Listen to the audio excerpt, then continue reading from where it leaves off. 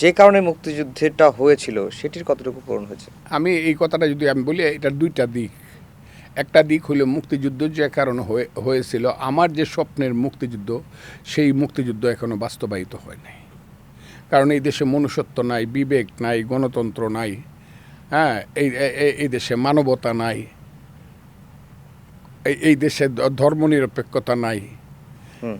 এইগুলো অনুপস্থিত আছে।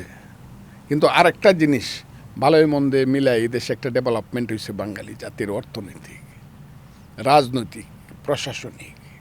বাঙালি জাতির কোনো সন্তান কিন্তু ব্যাংকের মালিক ছিল না। সমস্ত কল কারখানা ছিল আদমজী ইস্পাহানি দাউদ বাওয়ানু সাইগলদের।